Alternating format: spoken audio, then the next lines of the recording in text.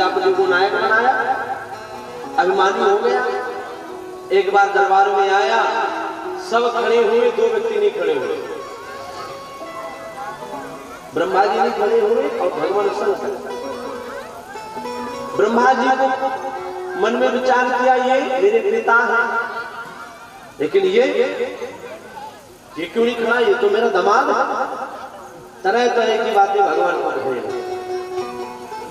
अंत में महाराज शरापी होने लगी, वहां से दक्ष बोलने लगा और यहाँ से भगवान के जो गण हैं दोनों में आपस में शरापी हो गए। दक्ष ने श्राप दिया, जितने भी भगवान शंकर के भक्त होंगे सब जो है अमंगल भेष धारण करेंगे। नंदी ने श्राप दिया, बक बक बक बक करता है, श्राप देता हूं जा तेरा सर बकरे का होगा। अंत में भगवान को अपमानित करने के लिए यज्ञ किया, भगवान शंकर को नहीं बुलाया। माता सती पधारी, सती ने जब देखा कतहु नदी शंभु कर भागा। सती ने जब जाकर के देखा कि कहीं भी भगवान शंकर का भाग नहीं है। अंत में महाराज सबको घोषित करते, सबको बोलते हुए माता सती कहती हैं, हे दक्ष, जो तूने किया है वो ठीक नहीं किया, क्योंकि हरि हरि निंदा सुनहि तुकाना हो, हे पाप भाग समाना। जो भगवान हरि का, हर का अपमान करता है, गाय का, ब्राह्मण का अपमान करता है, उसको गौ हत्या के समान पाप है। तूने इनकी निंदा करी है, इनका अपमान किया है। मैं चाहूंगा तुझे नष्ट कर सकती हूँ, मैं मारूंगी ये संसार कहेगा कन्या ने अपने पिता का वध कर दिया, इसलिए मैं तुझे नहीं मारूंगी। अस कहीं योग अकिन अगन तनुजारा सकल हाहाकारा, इतना कह गया। योग अग्नि प्रकट करी, शरीर को जला करके भस्म कर दिया। शरीर जल करके माता सती का राख हुआ है। अंत में भगवान शंकर ने जटा से वीरभद्र को प्रकट किया। वीरभद्र ने जाकर यज्ञ में ध्वंस किया, बकरी का उसको दक्ष का सर पकड़ करके स्वाहा कर दिया। अंत में देवता भगवान शंकर की स्तुति करते हैं, भगवान अवगढ़ दानी है, देख न सकत दीन कर जोरे। भगवान कभी शंकर जी किसी को हाथ जोड़े नहीं देख सकते हैं। भगवान शंकर को परम आशुतोष है और भगवान वंदे देव उमापति सुंदरम वंदे कुल शिवम शंकरम। भगवान को शिव शंकर है, देवानी देव है। भगवान ने उनको क्षमा कर दिया और अंत में बकरे का सिर दिया। बकरे का सिर दे करके भगवान शंकर ने यज्ञ की पूर्णाहुति करवाई। तीनों देवता ब्रह्मा विष्णु महेश पधारे और भगवान ने पूर्णाहुति दक्ष के यज्ञ की पुनः करवाई। इसके बाद महाराज मनु के दो पुत्र हुए, प्रियव्रत और उत्तानपाद। इनकी कथा, प्रथम कथा आई है उत्तानपाद। उत्तानपाद के दो पत्नियां हैं, सुरुचि और सुनीति। सुनीति के यहाँ ध्रुव हुए हैं और सुरुचि के यहाँ उत्तम हुए हैं।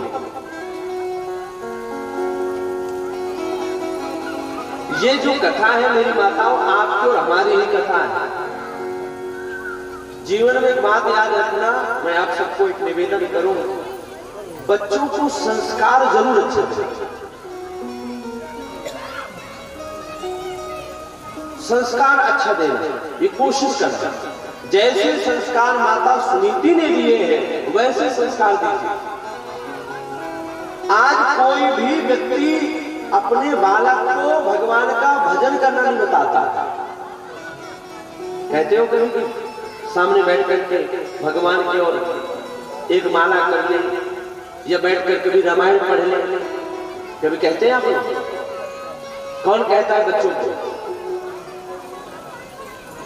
देखा सुनी हाथ नहीं उठाना है, सही से हाथ उठाना है। बच्चों को रामायण पढ़ने के लिए कौन कहता है? 4 भाई हैं, 4-5 और माताएं कितनी?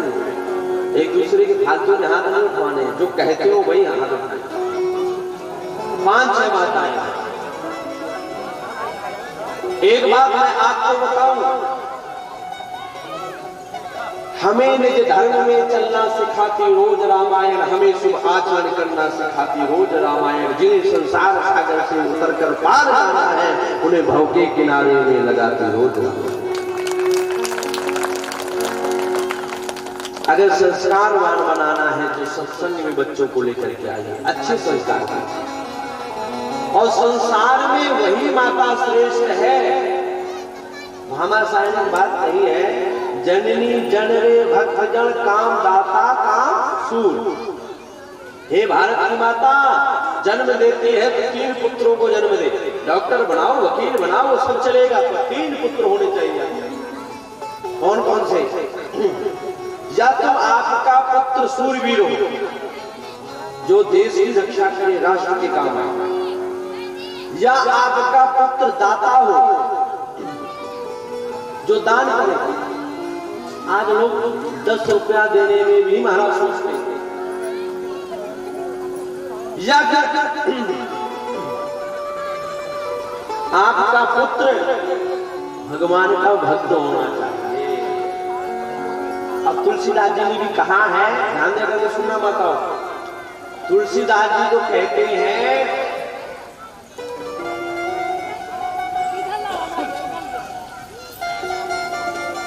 कि वही नारी श्रेष्ठ है कि पुत्रवती जुवती जग सोई, रघुपति भगत जासु सुत हो। पुत्रवती नारी वास्तव में वही श्रेष्ठ है जिसका पुत्र भगवान का भजन करता है। अरे पेट भरना तक पशु भी सिखा देता है।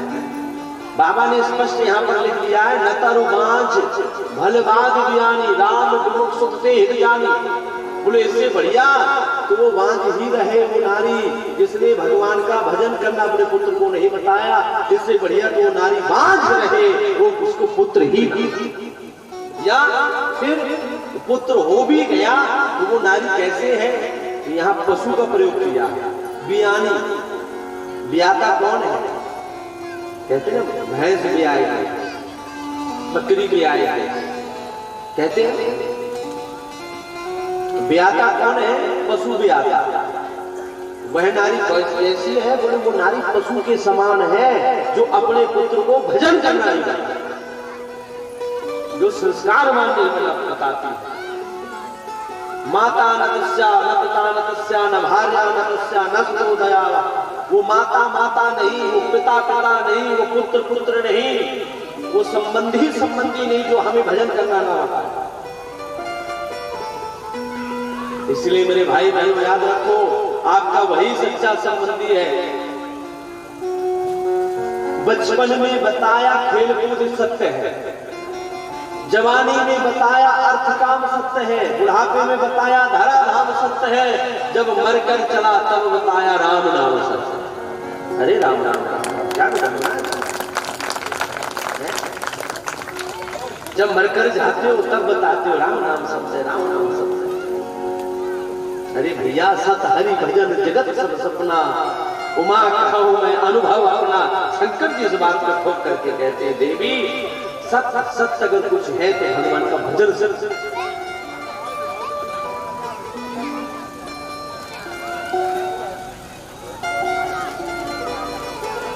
इसीलिए जवानी में बच्चे को बताइए कि भगवान का भजन कर, भजन कर, भजन कर। खुद करो, बच्चे से भी करो।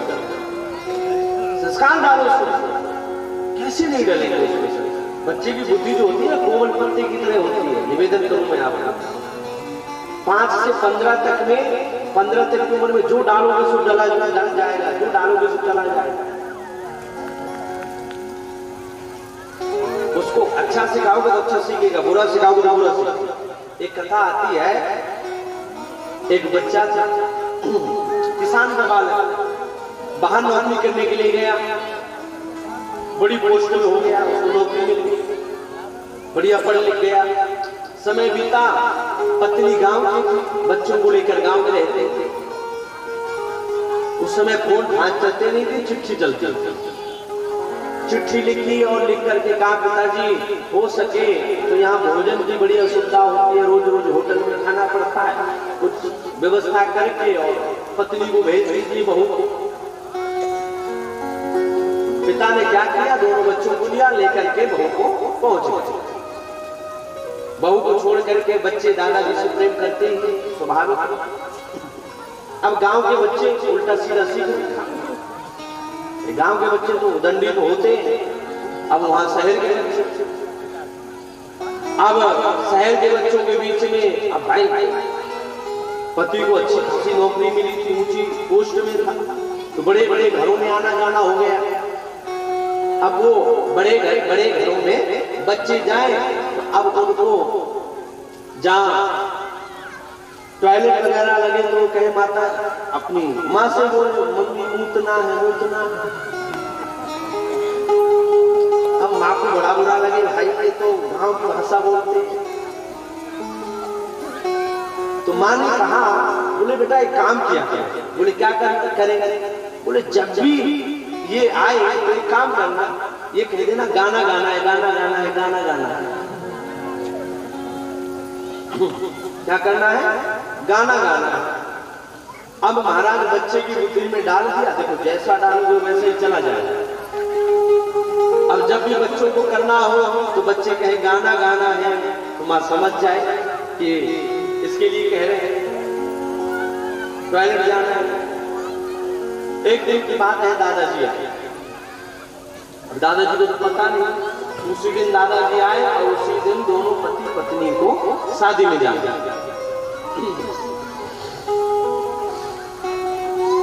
अब दोनों को शादी में जाना था, शाम का टाइम था। शाम के समय कहाँ दादाजी बच्चों को लेकर के भला कहाँ डोलेंगे? एक काम करो, आप उनको अपने पास रखो।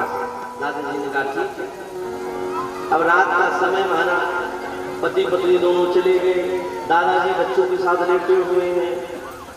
बड़ा बालक कहता है, छोटा सा थोड़ा बड़ा 6-7 साल, दादाजी गाना गाना है, गाना गाना है, गाना गाना। दादाजी ने कहा बेटा पड़ोस में बीमार पड़ा है व्यक्ति, तू गाएगा तो लोग क्या कहेंगे कि तू मस्ती सूझ रही है। बोले नहीं बेटा सुबह गाएगा। और दादाजी ने जबरदस्ती उसको लिटा दिया। अब थोड़ी देर बाद फिर जोर से आई। दादाजी बड़ी जोर का गाना गाना, बड़ा जोर का गाना। दादाजी ने कहा बेटा सुबह गाने, कह दिया ना सुबह गाने आ जा, मम्मी पापा आते हैं सबके सामने गाने। फिर बच्चे को लिटा दिए, दबा दो। फिर आई, दादाजी गाना निकल जाएगा, निकल जाएगा। दादाजी ने देखा कि मानेगा नहीं। दादाजी ने कहा धीरे से कान में गा।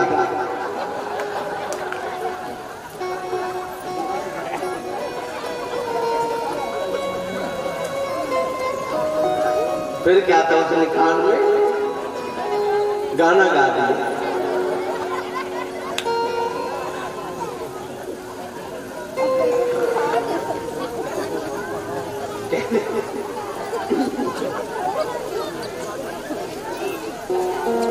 कहने का तात्पर्य है जैसा बच्चों में डालोगे वैसा ही प्रवेश करेगा। इसलिए अच्छा डालने का प्रयास करो, सत्संग में लेकर के जाओ, कुसंगत में कभी नहीं। ये हमें ये चरित्र बता रहा है। सुनीति ने सुंदर संस्कार दिए, समय बीता, ध्रुव ने पिता की चाह करी, सुनीति ने बताया। ध्रुव पिता की गोद में जाकर के बैठा, उसकी जो माँ है सुरुचि ने ये कह करके दुत्कार करके ध्रुव को भगा दिया, जा गर्भे तो आप साध आत्मानम यदि क्षत्रशासनम। अगर कोई चाहता है कि पिता की गोद मिले तो जा पहले जाकर उस परम पुरुष की आराधना कर, और जब भगवान प्रकट हो उसे वरदान मांगना कि दूसरा जन्म मुझे सुरुचि के गर्भ से हो। ध्रुव जी रोते रोते आए हैं। अंत में माँ ने कह दिया बेटा तू धन्य है, प्रणाम कर उस माँ को तुझे उस परम पिता की गोद में बैठने का रास्ता बताया है। नारद जी मिले, नारद जी ने मंत्र दिया नमो भगवते, क्योंकि बिना गुरु के भगवान नहीं मिल सकते हैं। ध्रुव जी पर भगवान कृपा करने के लिए पधारे हैं और ध्रुव को भगवान ने 36,000 वर्ष तक राज्य करने का आदेश दिया। अंत में ध्रुव ने 36,000 वर्ष तक राज्य किया। ध्रुव का विवाह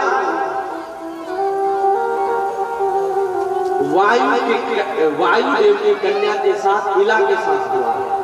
कल और वत्सर 2 पुत्र हुए हैं। अब यहीं से जो है सारी सृष्टि आगे बढ़ती है। उन्हीं के यहाँ कल्पवत्सर के यहाँ ही महाराज अंग हुए, अंग के महाराज वेन हुए, वेन के भगवान पृथु हुए, पृथु के प्रचेता हुए और प्रचेता के प्राचीन बरही हुए। प्राचीन बरही नाम के राजा ने यज्ञ किए और यज्ञ में क्या करते थे? बलि देते थे। नारद जी पधारे, नारद जी ने देखा, बोले राजा आप अपराध कर रहे हैं, कोई विधान नहीं है जिसमें यज्ञ में किसी जानवर की बलि दी जाए। देखो आपने जिसको मारा है सब आपको खाने के लिए बैठे हुए, क्योंकि आप जैसा यहाँ करते हो वैसा वहां भोगना पड़ता है। मार्ग में सब मिलता है। जहां अगर जल का दान करोगे तो आपको जब मर के और 99,000 योजन यमराजपुरी है यहाँ से, कितनी 99,000 योजन की दूरी यमराजपुरी की है। धर्मराज की सभा कहाँ है? यहाँ से 99,000 योजन की दूरी। और शास्त्र में लिखा है कि 99,000 योजन व्यक्ति जो भी दान करता है उसको बीच में वही मिलता है। अगर आपने कुछ नहीं दान किया जीवन में तो आपको तपती हुई रेत में चलाया जाएगा। शरीर का निर्माण किया जाता है, तपती हुई रेत में जीव को चलाया जाता है। अगर छज्जे का दान किया है तो आपको छाया दी जाएगी, जल का दान किया तो जल दिया जाएगा, अन्न का दान किया तो अन्न दिया जाएगा। जो भी आप धन का दान किया तो आपको हमारे व्यवस्थाएं दी जाएंगी, जो भी आप दान करोगे। और ये यात्रा 48 दिन में व्यक्ति जाता है। कितने दिन में? 48 दिन। 48 दिन उसको फिर जब धर्मराज के पास पहुंचता है फिर उसके अच्छे और बुरे का निर्णय होता है। प्राचीन बरही को समझाया पुरंजन और पुरंजनोपाख्यान की कथा के द्वारा समझाने के बाद प्राचीन बरही को ज्ञान हो गया और यहीं पर महाराज उत्तानपाद के वंश का वर्णन किया गया। महाराज मनु के दूसरे पुत्र हुए प्रियव्रत, प्रियव्रत के पुत्र हुए आग्नेय, आग्नेय के पुत्र हुए नाभि और नाभि के पुत्र हुए ऋषभदेव। भगवान ऋषभदेव के 100 पुत्र हुए, 81 पुत्र कर्मकांड के रचयिता, 9 पुत्र नव योगेश्वर, 9 पुत्र नवखंड भूमि में स्थित देश में 9 खंडों के अधिपति हुए। एक पुत्र हुआ जिसका नाम भरत हुआ। महाराज भरत से हमारे देश को अजनाभ वर्ष से इसका नाम भारत वर्ष रखा गया। बोलो भारत माता की। पहले हमारे देश को क्या कहते थे? अजनाभ वर्ष कहते थे, फिर इसको भारत वर्ष के नाम से संबोधित किया जा रहा है।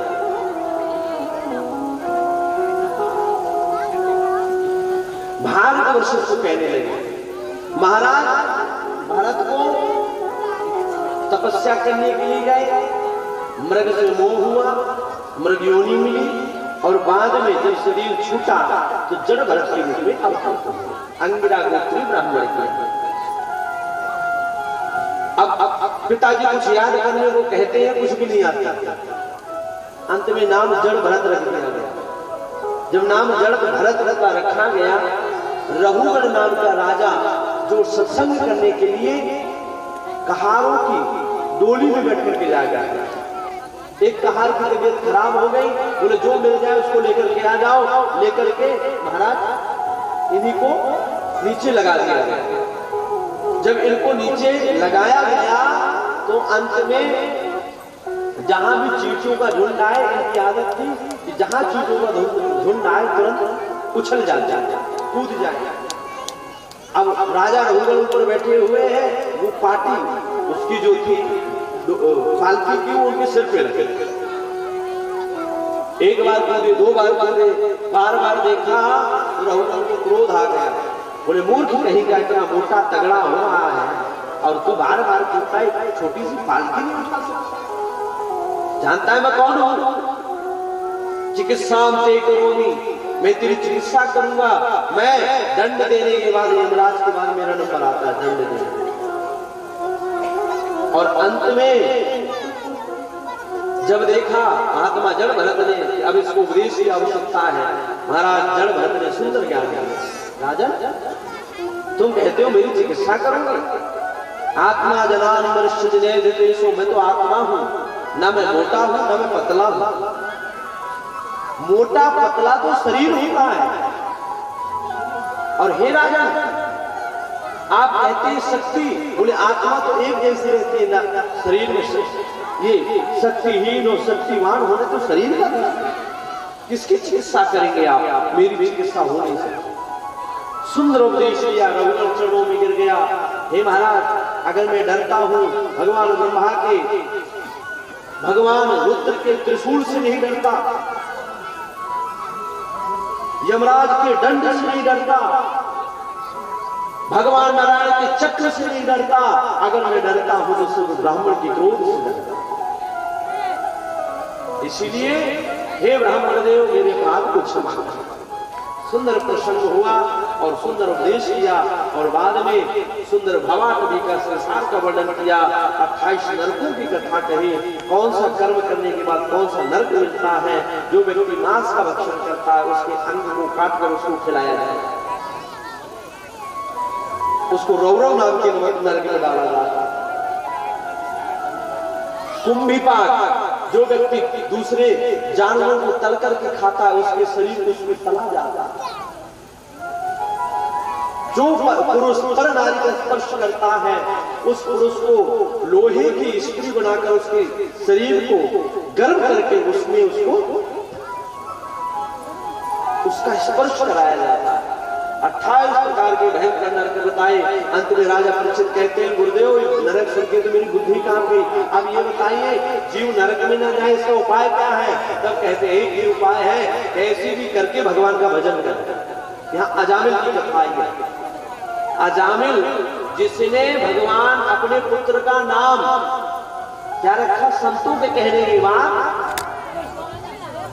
नारायण रख दिया। यमराज के दूत आए, पुकारा अपने बच्चे को, नारायण मेरी रक्षा करो। भगवान के दूतों को लगा कि हमारे पुत्र को, हमारे परमात्मा को पुकारना। भगवान के 4 दूत आए, यमराज के दूतों को भगा दिया और ये सारा दृश्य अजामिल ने देख लिया। अजामिल भगवान का भजन करने लगा। एक बार मात्र नाम लेने से जब अजामिल की ये गति हो सकती है, तो भैया जब हम जानबूझ करके हजारों नाम लेंगे। शास्त्र कहता है पापी में इतना पाप करने का सामर्थ्य नहीं है जितना भगवान के नाम में पाप को मिटने की शक्ति है।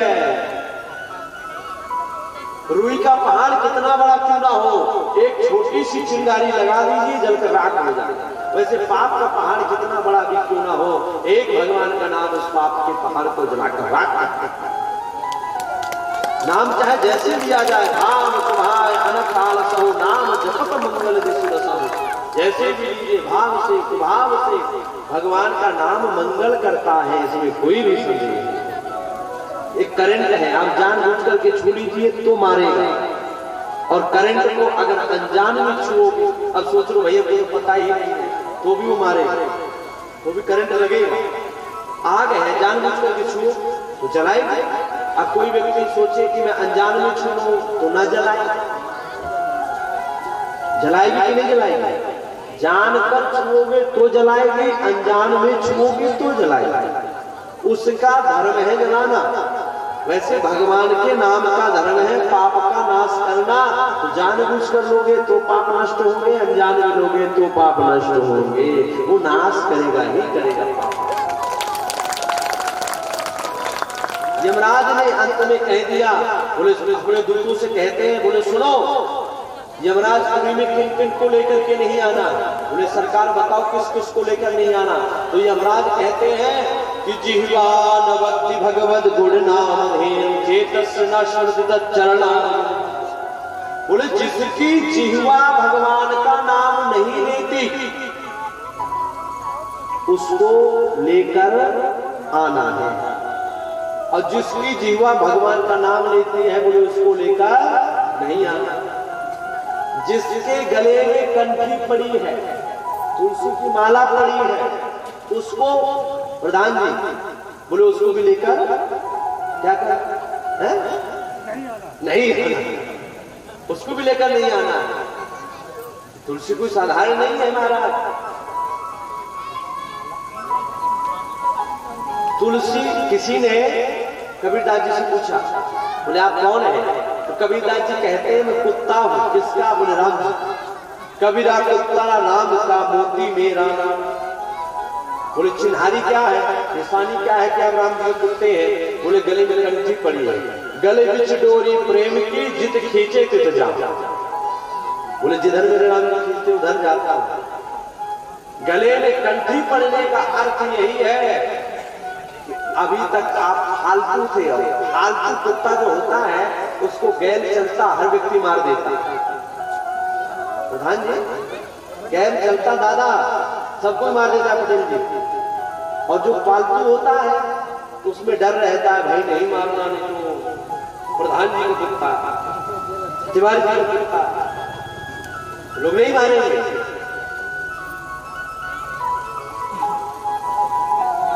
लोगों को भय रहता है।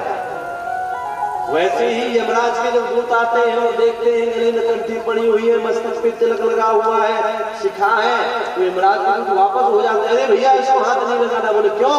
बोले इसका कोई फालतू और है, इसका मालिक कोई और है, ये फालतू नहीं है, ये फालतू है। और दूत उसको ले जाते हैं जो फालतू होता है, जो फालतू होता है उसको कोई हाथ नहीं लगाता। इसलिए भक्ति लेकर के फालतू भगवान का बनिए, फालतू नहीं रहना है। और जब जीव के जीवन में गुरु आता है, जब ही जीवन शुरू होता है। जिसके पास गुरु नहीं, गुरु मंत्र नहीं लिया, समझ लो अंधकार में जीवन की शुरुआत होनी चाहिए। इसके बाद महाराज वृत्रासुर की पावन कथा आगे चलते प्रहलाद जी का पावन चरित्र आया। हिरण्यकश्यप को जब पता चला कि मेरे भाई का वध कर दिया है भगवान नारायण ने, भगवान से द्वेष करने गया लगा, द्रोणाचल पर्वत में गया, तपस्या करी, और एक अंगूठे के बल खड़ा होकर तपस्या करने के बाद ब्रह्मा जी प्रकट हुए। ब्रह्मा जी से कहा, बोले सरकार मुझे वरदान दो, मैं अमर हो जाऊं। ब्रह्मा जी ने कहा मैं खुद अमर नहीं, तुझे अमर नहीं कर सकता। अंत में महाराज हजारों वरदान मांग लिए, फिर आप ये बात वरदान दीजिए, दिन में ना मरूं, रात में ना मरूं।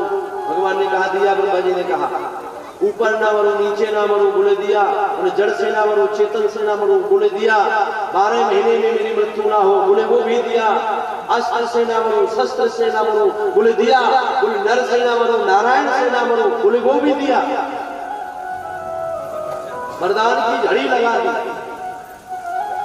ब्रह्मा जी ने कहा एक तपस्या करिए भाई, अब तो बंद कर दे। अब उसको लगा कि मैं अमर हो गया। अंत में प्रहलाद जी हुए, प्रहलाद जी को भगवान के भक्त को सताया, खम्भ फाड़ कर भगवान प्रकट हुए। बोलो नरसिंह भगवान की, खम्भ फाड़ कर प्रकटे जन का दुख हरे। विधाता की वाणी को सत्य करने के लिए भगवान प्रकट हुए।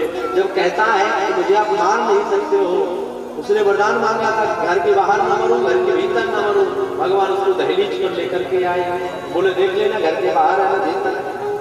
बोले वरदान है ऊपर ना मरूं, नीचे ना मरूं। भगवान ने कहा ना ऊपर है ना नीचे है, मेरी जंघाओं में लिखा हुआ है तुझे मारूं। बोले मुझे वरदान है न जड़ से मरूं न चेतन से मरूं। भगवान ने कहा ना तुझे जड़ से मारना, न चेतन से मारो, न खून से मारना। अगर जड़ है तो बढ़ती क्यों है, चेतन है तो काटने में दर्द क्यों नहीं होता। मुझे वरदान है ब्रह्मा के बनाए हुए 12 महीने में मेरी मृत्यु ना हो। भगवान ने कहा 12वां नहीं, ये पुरुषोत्तम का महीना है, अधिक मास का महीना है, 13वां महीना है, मैं तुझे मारूंगा। तेरे मारने के लिए मेरे साथ रहना।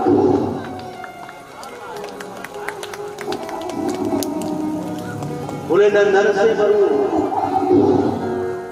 ना मनुष्य से मरूं, और ना पशु से मरूं। भगवान ने कहा ना पशु है ना मनुष्य है, मैं आधा पशु हूं आधा मनुष्य।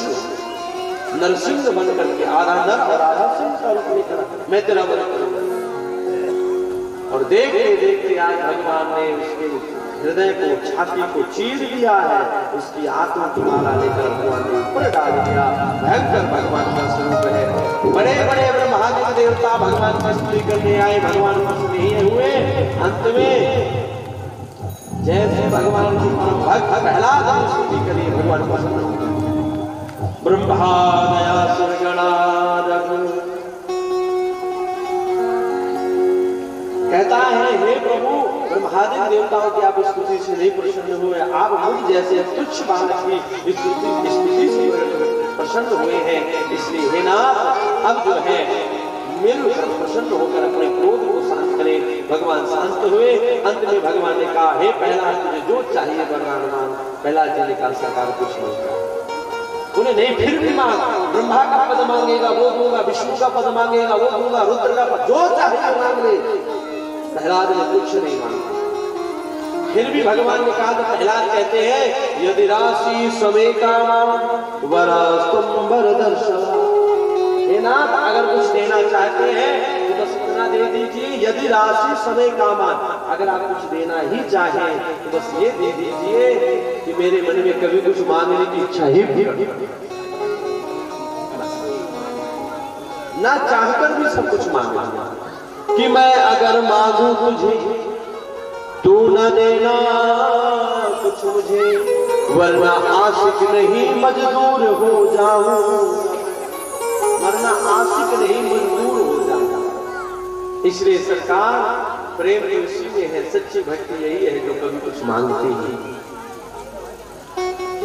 प्रहलाद जी ने कुछ नहीं मांगा भगवान से। और अब यहाँ पर प्रहलाद जी के पुत्र हुए हैं विरोचन, और विरोचन के पुत्र हुए महाराज बलि। राजा परीक्षित ने प्रश्न पूछा, गुरुदेव ये बताएं क्या भगवान मनुष्यों पर ही कृपा करते हैं, क्या भगवान पशुओं पर कृपा नहीं करते?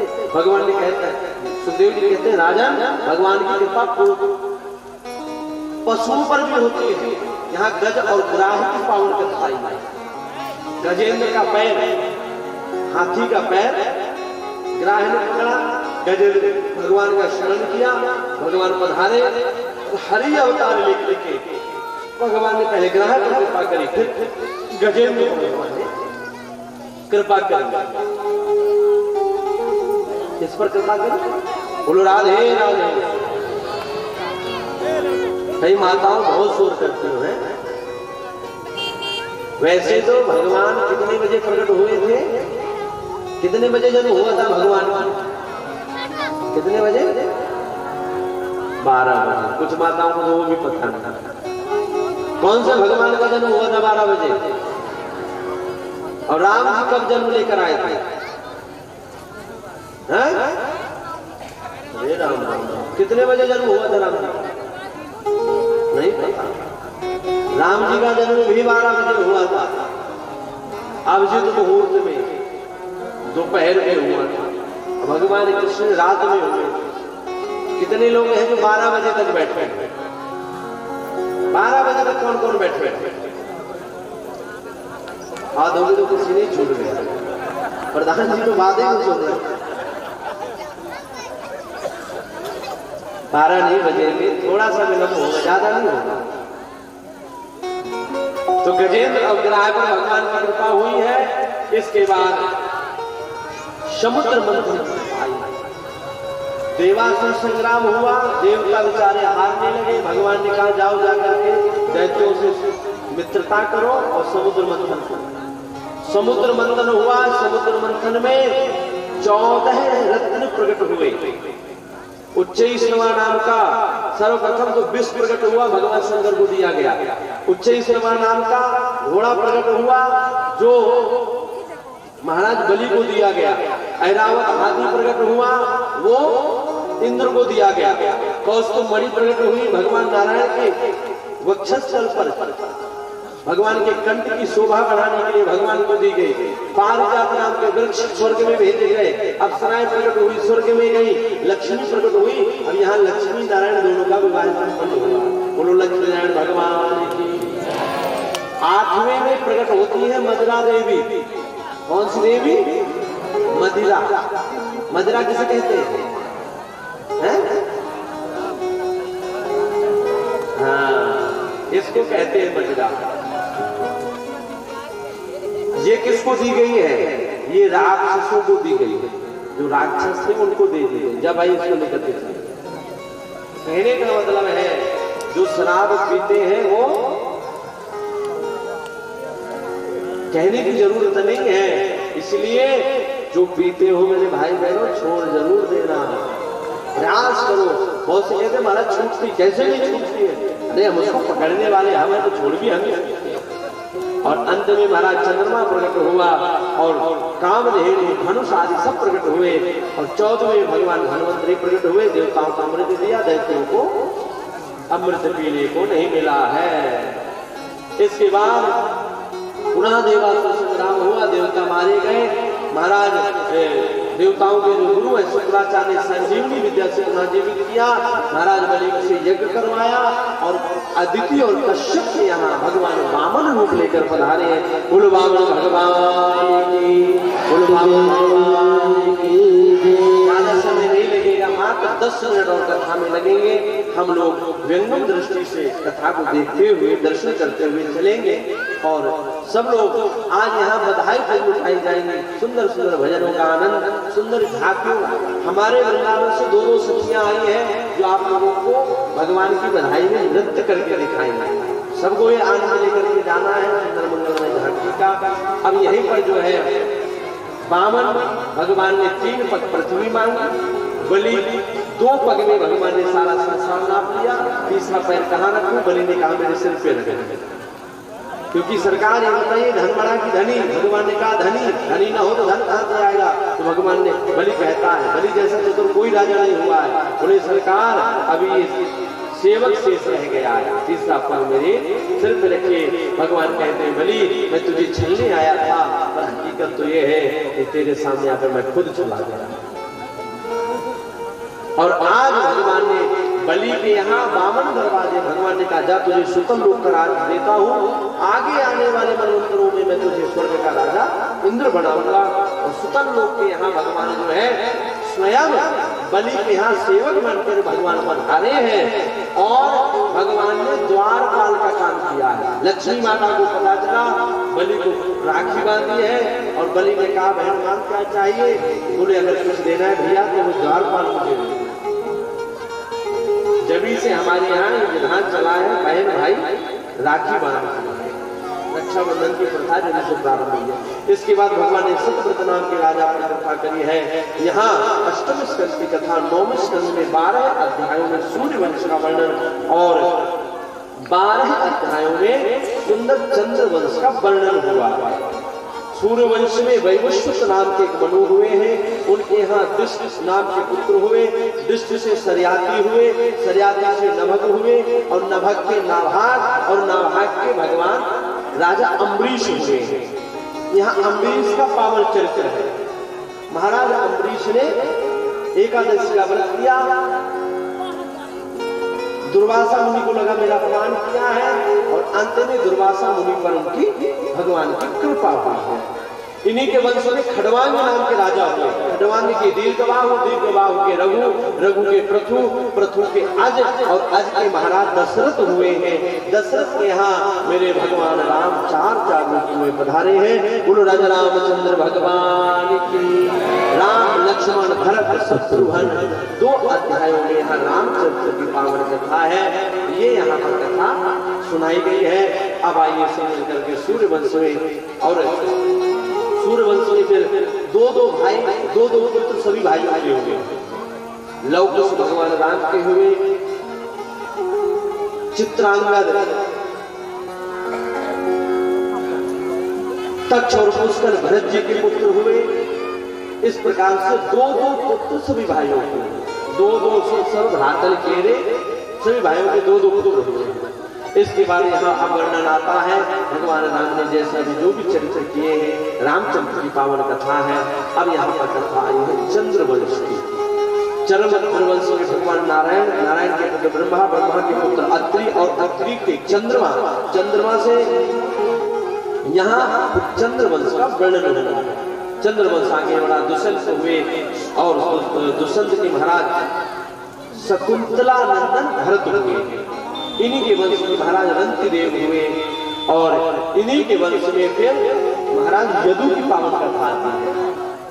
यदु के पुनर्वसु हुए हैं, पुनर्वसु के आहूत हुए, आहूत के 2 पुत्र हुए देवक और उग्रसेन। महाराज देवक के 7 कन्याएं हुई हैं। 6 कन्या जो है महाराज वसुदेव को ब्याह दी गई और उग्रसेन के 9 पुत्र हुए। कंस, सुनामा, निदोख, कंग, संग, सुहु, राजपाल, सृष्टि, तुष्टिमान, ये 9 पुत्र कंस आदि ये महाराज उग्रसेन के हुए हैं। ये वसुदेव किसके पुत्र हैं? एक राजा हुए देवमीट, देवमीट के पुत्र हुए सूरसेन, और सूरसेन की मारीसा नाम की पत्नी के गर्भ से 10 पुत्र हुए। जो सबसे बड़े हुए वसुदेव जी महाराज। सबसे बड़े कौन है? वसुदेव जी हैं। महाराज सूरसेन की 5 कन्याएं हुई हैं। प्रथा, श्रुतदेवा, श्रुतकीर्ति, श्रुतदेवा, श्रुतस्रवा और राजाधिदेवी। प्रथा जो है सबसे बड़ी है। प्रथा को महाराज कुंती भोज ले गए, इसलिए इनका नाम कुंती पड़ा। क्या नाम पड़ा? कुंती पड़ा है। कुंती के नाम से इनको जाना जाता है। सुखदेव जी महाराज अब यहाँ पर कथा कहते हैं कि महाराज जो वसुदेव हुए उनकी 7 पत्नियां हुई हैं। पौरवी, रोहिणी, भद्रा, मदना, रोचना, इला और सबसे छोटी है नाम है देवकी। देवकी के गर्भ से भगवान कृष्ण के रूप में अवतरित हुए। परमात्मा कृष्ण के रूप में आए। देवकी देवकी की 6 पुत्र हुए, मार दिए गए। 7वें में बलराम जी हुए, 8वें में भगवान कृष्ण हुए। इतना कहकर सुखदेव जी शांत हो गए। राजा परीक्षित ने अपना प्रश्न किया। अब यहाँ से भागवत जी के 10वें स्कंद की कथा प्रारंभ होने वाली है। आइए पूर्व भगवान के नाम का 2 मिनट स्मरण कर ले और भगवान का चिंतन करते हुए कुछ विशेष सूचना कल की हमारे आचार्य जी देंगे, तो उस विशेष सूचना को सुन करके, और हमारे जो तिवारी जी हैं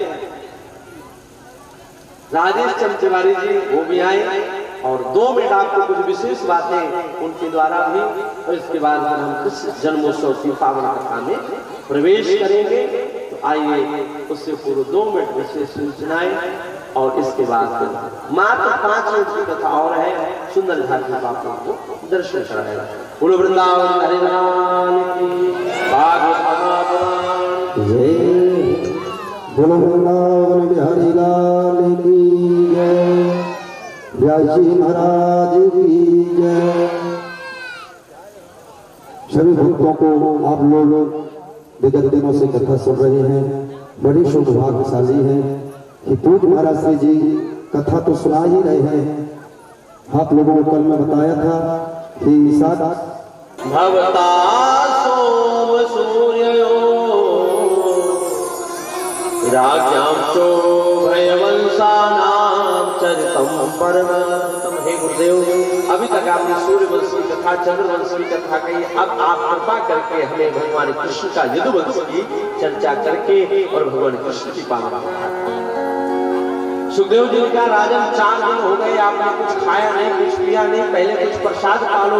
धन्य है परीक्षित जो कहता है नहीं गुरुदेव केवल मुखाम हो जा जब हरि कथामृतम। अरे जो आपके वाणी से निरंतर बहने वाली कथामृत का पान कर रहा हो, भला उसे सांसारिक अमृत के भूख कहाँ रहेगा। अब इसके बाद यहाँ कथा प्रारंभ होती है। महाराज देवकी कन्या देवकी के लिए कंस ने चारों तरफ लड़का ढूंढा, कहीं उसको योग्य वर नहीं मिला। अंत में वसुदेव जी के साथ विवाह तय करेंगे। वसुदेव जी के साथ जब विवाह तय हुआ, अंत में महाराज विवाह काल संपन्न होकर जब विदाई होने लगी, विदाई में स्वयं सारथी के स्थान पर बैठ करके कंस बहन को विदा करने जा रहा है। आकाशवाणी हुई बिजली दर की, हे दुष्ट कंस, जिस बहन को तो प्रेम से विदा कर रहा है उसका 8वां पुत्र तेरा काल होगा, तेरा काल होगा, तेरा काल। दुष्ट की बुद्धि जो होती है, क्षणई वो दुष्टा, क्षणई वो दुष्टा। दुष्ट व्यक्ति का लक्षण होता है तुरंत तो प्रसन्न हो जाएगा और तुरंत ही दुखी हो जाएगा, नाराज हो जाएगा। अब कंस जो है अभी तो प्रेम से बहन को विदा करने जा रहा था, अब क्रोध में भर गया, केस पकड़ लिए, मारने को दौड़ा। हाथ पकड़ लिए महाराज वसुदेव ने। हे राजन क्या कर रहे हो, ये आपकी बहन है और बहन को मारना आपको शोभा नहीं देता। श्लाघनीय पुनः सूर्य भगवान भोजयस्करः सकतम भग्नि महन्या स्त्री मुद्वाह परमण। पहली बात हे भोजराज आपकी बहन, दूसरी बात एक स्त्री है और वीर पुरुष को शोभा नहीं देता स्त्री पर वार करना। बहुत समझाया, बात समझ में नहीं, यहाँ तक आया मृत्यु जन्म बता वीरा देहि सहजायते। हे राजन किस मृत्यु से डर रहे हैं? अरे मृत्यु तो व्यक्ति के जन्म के साथ ही जन्म ले लेती है। हमारा जन्म हुआ तो समझ लो हमारी मृत्यु ने जन्म ले लिया। जैसे जैसे व्यक्ति का दिन जाता जाता है वो काल की तरफ बढ़ता चला जाता है। एक दिन आपका निकल गया तो समझ लो एक दिन आपकी आयु छोटी होगी।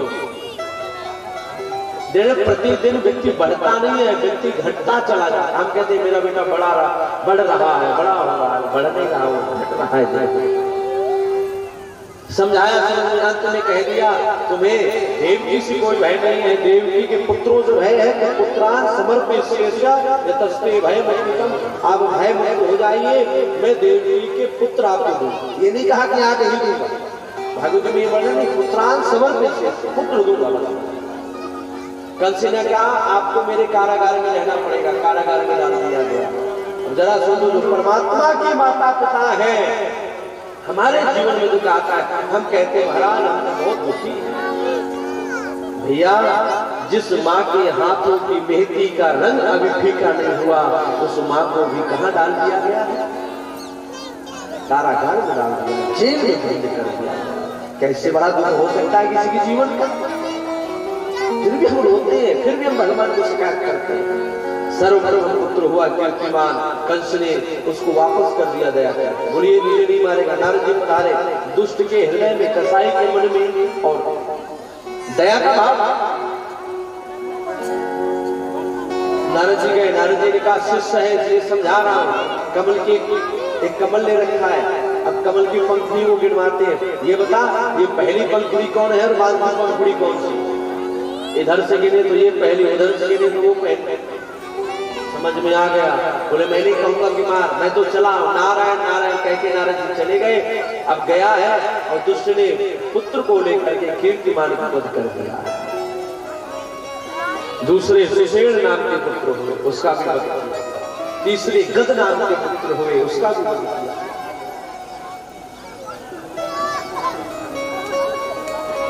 चित्रवीर हुए, उसका भी वध किया। 6 पुत्रों का वध कर दिया। 7वें में बलराम जी आए, भगवान ने योग माया को आदेश दिया, देवकी के गर्भ से लेकर इनको यशोदा को रोहिणी के गर्भ में स्थापित किया। इधर बलराम जी महाराज का जन्म होता है। बलराम जी के बाद श्री राधा रानी का, जो हमारे श्याम सुंदर से 1.5 वर्ष की बड़ी है, इसके बाद उनका जन्म होता है। अब भगवान कृष्ण गर्भ में पधारा, माता के गर्भ में भगवान आए हैं। गर्भस्थ भगवान की स्तुति के लिए सारे देवता पधारे हैं। तो आइए समय का 2 मिनट भगवान का स्वागत करते हैं। भगवान का पधारो होने वाला है, आइए समय का 2 मिनट भगवान की स्तुति करते हैं। स्वागतम कृष्णा शरणागतम कृष्णा, स्वागतम कृष्णा शरणागतम कृष्णा, स्वागतम कृष्णा शरणागतम कृष्णा, स्वागतम सुस्वागतम शरणागतम कृष्णा, स्वागतम सुस्वागतम शरणागतम कृष्णा, स्वागतम सुस्वागतम शरणागतम कृष्णा, स्वागतम सुस्वागतम शरणागतम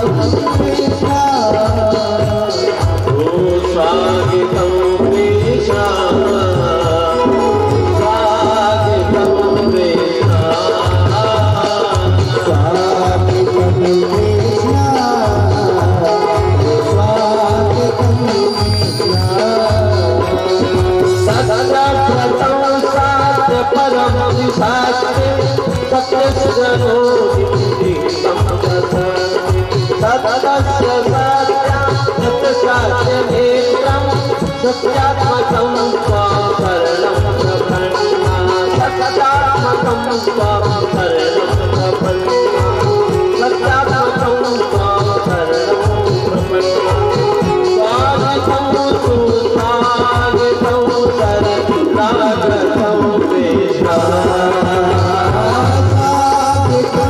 सुस्वागतं शरणागतं कृष्ण स्वागतं सुस्वागतं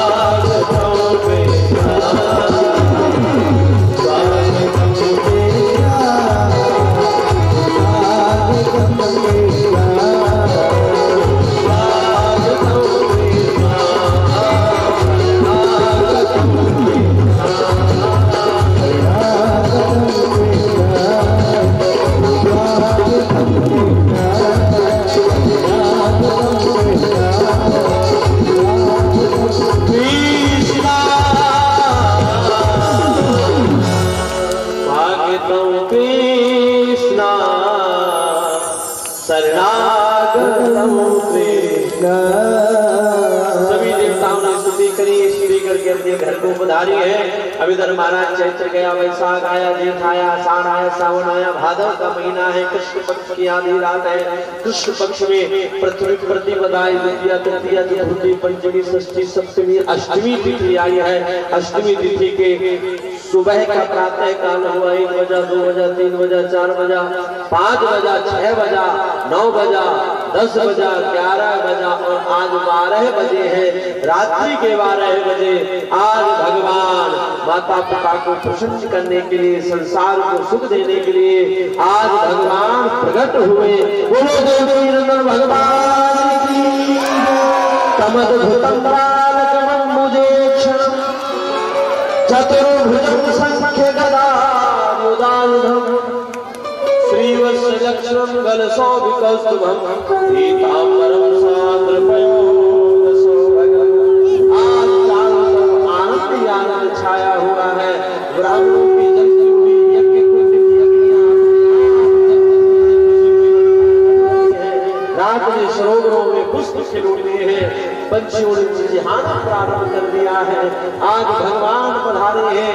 मेघों ने गर्जना और मंदम मंदम जल धरा, सुंदर थोड़े थोड़े जल की वृष्टि होने लगी। आज भगवान पधारे हैं। चतुर्भुज रूप लेकर शंख चक्र गदा पद्म भगवान धारण किए हुए हैं। भगवान को सामने देखकर माता ने स्तुति करी है और स्तुति करके कहते हैं, लाला मैंने तो यूं कहती कि छोटो सो छोरा बन के आइयो, तू तो बाप बन के आयो। भगवान ने कहा ठीक है। बोले ना पहले एक काम कर, छोटो सो छोरा बन जा, छोटा सा लाला बन जा। और देखते देखते आज मेरे ठाकुर जी छोटा सा, पहले भगवान 20 फुट के थे, शंख चक्र गदा पद्म लिए हुए हैं, अद्भुत बालक के रूप में आए। भगवान देखते देखते 1.5 फुट के हो गए। भगवान ने कहा भैया अब तो ठीक है। बोले अब अभी भी ठीक नहीं है, एक काम कर, पहले 2 हाथ गायब कर, 2 हाथ तलवारू हो जा। और देखते देखते आज मेरे ठाकुर जी 2 हाथ में आए गए हैं। या के बाद मैया ने कही अब तो लाला ठीक है। भगवान ने कही तो भगवान से भैया कहते हैं, बोले कन्हैया जब भी कोई बालक को जन्म होए तो बालक कपड़ा पहनकर नहीं आता, निर्वस्त्र में आता है। देखते देखते आज भगवान भक्त की इच्छा को पूर्ण करने के लिए नंगे हो गए हैं। फिर भगवान कहते हैं भैया अब ठीक है। बोले नहीं, जब बालक आता है तो रोता है। और आज जगत का नेता जिसकी माया संसार को रुलाती है, आज भक्त प्रेम के वशीभूत होकर वो ईश्वर रोना प्रारंभ करते हैं। आज भगवान ने रोना प्रारंभ किया, रुदन प्रारंभ किया है। भगवान ने कहा भैया मुझे लेकर के कहाँ रखना है, नंद के गोकुल में ले जा। वहाँ एक लाली को छोरी को जन्म भय वो है, वह छोरी लाए के हर कंस के पास ला करके दे दे, योग माया है वो। और इतना कह के भगवान बालक बन गए हैं, रुदन प्रारंभ किया है। वसुदेव जी ने ठाकुर जी को कहा मस्तक पे धारण किया है और करके जैसे महाराज ठाकुर जी को धारण किया है, बेड़ियां अपने आप टूट गई है, द्वारपाल सो गए हैं, दरवाजे खुल गए हैं। कहने का मतलब है जब जीव भगवान को धारण करता है तो सांसारिक बंधनों से मुक्त हो जाता है। और जब जीव माया को धारण करता है तो पुनः माया के चक्कर में जब माया को जीव धारण कर लेता है तो माया के चक्कर में फंसते ही पुनः बेड़ियां पड़ जाती है, पुनः जीव जो है सांसारिक माया जाल में बंध जाता है। गए जाकर के कहते हे दुष्ट, तू मुझे क्या मारेगा, तुझे मारने वाला तो जन्म नहीं देखा है। अब आइए सभी मिलकर के अभी झांकी नहीं लानी है। अभी ठाकुर जी जो है कहाँ भगवान का जन्म हुआ है? गोकुल में। गोकुल के राजा है नंद और वहां की महारानी है, नाम है क्या नाम है? यशोदा। महाराज 85 वर्ष की अवस्था है गई, ना कोई छोरा भयो ना कोई छोरी भरी। अब घर में गांव में जो भी ब्राह्मण आवे हैं तो इस ब्रजवासी कहा करें कि बाबा नंद के घर में जाके बैठा है। बाबा नंद उन ब्राह्मणन को खूब बढ़िया भोजन खिलावे, तरह तरह के पकवान बनावे और बाद में जब आशीर्वाद लेते हैं तो एक एक की बात कुछ पंडित आए घर में और बाबा ने खूब ब्राह्मणों ने भोजन करवायो और जब आशीर्वाद लियो तो उनके मुंह निकल गई पुत्रवती। यशोदा ने ऊपर से नीचे तक देखी और कही नेक महाराज उम्र देख के आशीर्वाद में कहा या उम्र में 14 पन चल रहे हो है, कहा या उम्र में अब बेटा हो। पंडितन ने कही भैया चिंता मत कर, ब्रह्म वाक जनार्दना, ब्राह्मण को वाक तो भगवानों ने काटा, चिंता मत कर, तेरे घर में छोरा ही नहीं। और यो कह के महाराज पंडित जमुना जी के तट पे बैठ गए। अब ब्राह्मण जो है मंत्र का जाप कर रहे हैं और ब्रजवासी बगल में बैठे हैं और कहते हैं अभी तो भयो ना है, अभी तो भयो ना है, आगे पतो ना है, हो भी ना है, अभी तो भयो ना है, अभी तो भयो। अब महाराज यशोदा गर्भ से भई है, सबरे ब्रजवासी अत्यंत प्रसन्न हो रहे हैं। अब समय बीता है, सुनंदा मालूम चली भाभी को लाला होना है। भाभी ने कह रखी है लाली अगर छोरा होगो तो 9 लखा हार दूंगी और ना भयो तो 9 लखा ना मिले। अब महाराज नंद तो लगे ही मन में कि भाभी ये छोरा है जरा बढ़िया सा। अब सुनंदा भगवान को जब करे हे परमात्मा छोरा दीजो छोरी मत दीजो, छोरा दीजो छोरी मत दीजो। अब यो करके सुनंदा रात दिन एक ही जब करे कि छोरा दीजो छोरी मत दीजो। अब महाराज नौमी तिथि आई और नौमी तिथि को सूरज निकलियो और जैसे पूर्व भई सुनंदा ने देखी जो भाभी प्रातः काल जग जाए, आज 9 बज रहे हैं और अभी तक जगी ना। अब सुनंदा लगी भाई कछु ना कछु दाल में काला है गए। तो कहा कि सुनंदा ने मैया के कच्छ के पास गई, यशोदा कमरे के पास, और वहां कमरे के पास जाके जैसे पहुंची कान लगाए के धीरे से सुनी तो बच्चे के रोने की आवाज सुनी। वो मन में विचार करके मारा अरे है फिर मन में विचार आयो कहीं छोरा भयो कहीं छोरी भई तो 9 लखा हार चलो जाए। अब विधाता से बार बार हे ठाकुर छोरा दीजो छोरी मत दीजो, छोरा दीजो छोरा दीजो। अब पलना है, पलने में लड़का लेटे हुए हैं और बाप पलने के ऊपर छीना सा पतला सा कपड़ा पड़ा गया। अब वहां रो ना पता चले कि छोरा है कि छोरी। अब पास तक जाए फिर बाप ए विधाता छोरा दीजो छोरी छोरा। अब पास तक जाए फिर बाप पास तक जाए फिर बाप। अब महाराज विधाता ठाकुर जी को याद करके भाई और जो हाथ रखा अपने हृदय में और पास में जाकर के कहती जो कछु होनो होगो सो होएगो। अब मैं जाके देखती हूँ और माने जो हाथ से झीना सा कपड़ा हटायो है सुबह में महाराज सुंदर लोला नील कमल सा सुंदर छोरा नजर आया है। नंद के लाला जोर जोर से चिल्लाने लगी बधाई हो बधाई हो बधाई हो बधाई हो। बाबा तो बैठे यमुना जी के तट पे और दौड़ती चली जा रही है सुनंदा। अरे बाबा बधाई हो बधाई हो। बाबा ने सुनी, बाबा दौड़ पड़े, ब्रजवासी दौड़ पड़े। अरे बहन लाली बता तो सही कहाँ भयो है, पहले जो बता तू देगो कछु देगो कि ना देगो। बाबा ने कही बता तो सही, बोले ना पहले जो बता देगो। बाबा ने रही वो चाबी लेके सबरी सुनंदा के हाथ में दे दी और देकर के कही लाली जो कछु तो चाहिए सो ले ले। अब तो नहीं बता दे कहाँ वो है। सुनंदा कहती है बाबा तेरे घर में मक्खन की लोंदा सो सुंदर सो छोरा रहे है। आहा इतना सुनते ही महाराज नंद ने सुंदर श्रृंगार करियो है।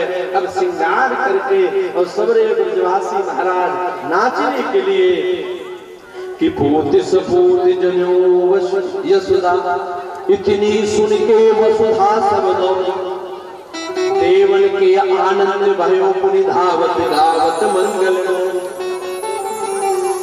कि नंद कछु इतनो जुदियो घनश्याम कुबेर की मति बोरी और देख ब्रज लुटाई दियो न बची बचिया न छछिया न बिछोरी न बची बचिया छछिया न बिछोरी।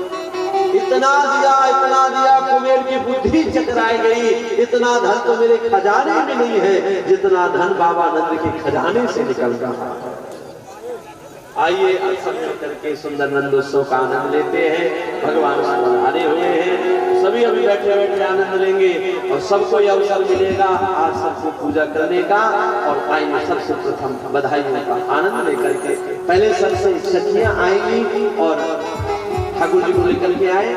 और आज भगवान पधारे हैं मुख्य जजमान आज हमारे दादा। आज जो है ब्रजवासियों को हक बन जाए बधाई लेने है ना, तो आज बधाई देनी है खूब बढ़िया और सबन को बधाई देनी है।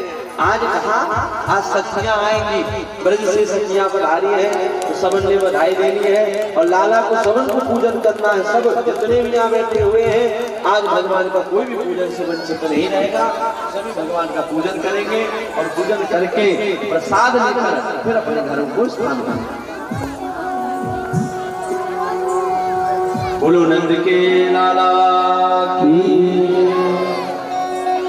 वो जन्मे है कृष्ण कन्हाई गोकुल में देखो बाजे बधाई।